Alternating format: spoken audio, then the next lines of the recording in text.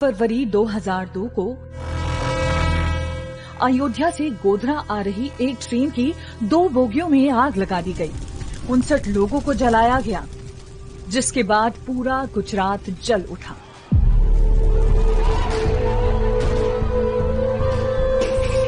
यहीं रणधीरपुर की बस्ती से बिल्किस की 15 लोगों की टोली जान बचाकर भागी थी।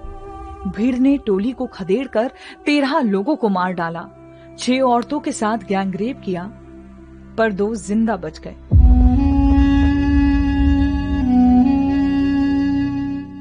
बिल्किस की न्याय की लड़ाई लंबी चली और 15 साल बाद मई 2017 में बॉम्बे हाई कोर्ट ने 11 दोषियों को उम्र कैद की सजा सुनाई। लेकिन 15 अगस्त 2022 को ये बस्ती फिर वीरान होने लगी।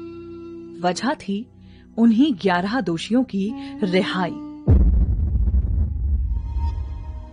27 मार्च 2023 को बिल्किस बानो केस में दोषियों की रिहाई के खिलाफ सुप्रीम कोर्ट में सुनवाई हुई, जो अब 18 अप्रैल को होगी। कोर्ट ने दोषियों की सजा में छूट संबंधी फाइल के साथ गुजरात सरकार और दोषियों से जवाब मांगा है। यहाँ चौंकाने वाली बात यह है कि सुनवाई से ठीक पहले 25 मार्च को एक तस्वीर सामने आई, जिसमें 11 दोषियों में से एक शैलेश चिमन लाल भट्ट को दाहोद के बीजेपी सांसद और विधायक के साथ एक कार्यक्रम में मंच पर देखा गया। गोधरा में साबरमती एक्सप्रेस में लगाई गई आग में न केवल 59 तीर्थयात्रियों की मौत हुई थी, बल्कि सांप्रदायिक आग ने गोधरा से करीब 50 किलोमीटर दूर दाहोद के रणधीरपुर गांव को भी अपनी जद में लिया था। इसके चलते बिल्किस समेत पूरी बस्ती को गांव छोड़कर जाना पड़ा था। हमने थोड़ी किया है, जब डब्बा जलाने हम थोड़ी गए।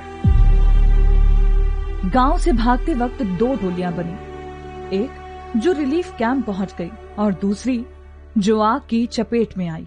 96 घंटे तक जंगलों में भटकती इन 16 लोगों की टोली में 6 का गैंगरेप हुआ और 2.5 साल की बच्ची समेत 13 लोगों की बेरहमी से हत्या की गई।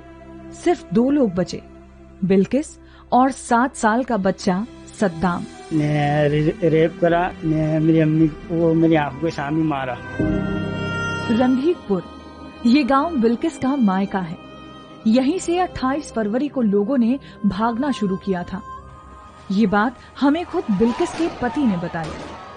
बड़ा हमला हुआ, फिर हम लोग निकल गए और बिल्किस ने वो लोग कहाँ कैसे निकले वह उस वक्त हमको कुछ मालूम नहीं था। छोटा सा टेम्पो था, उसमें हम लोग निकल गए। जब हमने वहाँ से प्रोटेक्शन की बात की, हमारे लोग और रुक गए, उसको भी लेना है, तो उन्होंने बोला कि इनको हम बाद में लेके आएंगे, आप निकल जाओ यहाँ से। इस गांव की बसाहट सालों पुरानी है।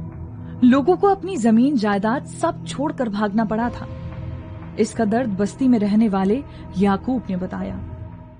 गांव के अंदर हम तो 50 साल से रहते हैं। वो लोगों ने वहाँ पहाड़ पे जाके उनको मारा और ये लड़कियों के साथ बलात्कार किया। 5 महीने की गर्भवती बिल्किस, 9 महीने की प्रेग्नेंट शमीम, 7 साल का सद्दाम और उसकी मां अमीना टोली के साथ खेतों जंगलों में भागते रहे। फिर रणधीरपुर से 6 किलोमीटर दूर कुआंजर में रुके और वो इसी घर में रुकी हुई थी।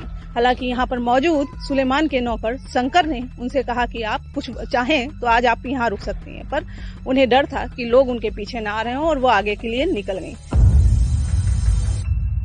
उस वक्त गांव के सरपंच रहे सुलेमान के नौकर शंकर इस केस के गवाह बने। सुलेमान उस दिन को याद कर अब तक पछताते हैं। बिल्किस बानो इनके परिवार वाले यहाँ आए थे। मैं यहाँ पे होता तो हादसा रुकता तक बच सकती थी। टोली करीब 5 घंटे यहाँ रुकी, क्योंकि डर था कि कहीं पीछा करते करते भीड़ यहाँ न आ जाए। सुलेमान के नौकर शंकर ने उनके साथ दाई भी भेजी।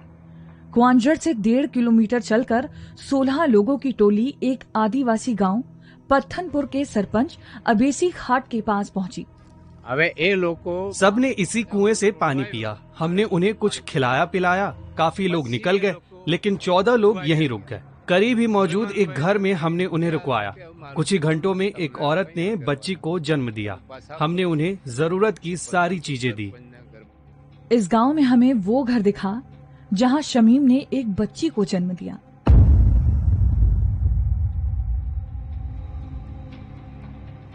तीन मार्च की सुबह यहां से सब आगे बढ़े। इस नदी को पार कर लेते तो सब शायद सलामत रहते, लेकिन केसरबाग के इस जंगल में आग से दहकी भीड़ ने टोली को घेर लिया।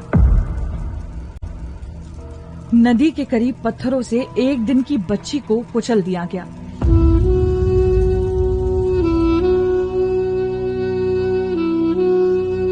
एक मां जो अभी प्रसव पीड़ा से उबर भी नहीं पाई थी, उसका गैंगरेप किया गया।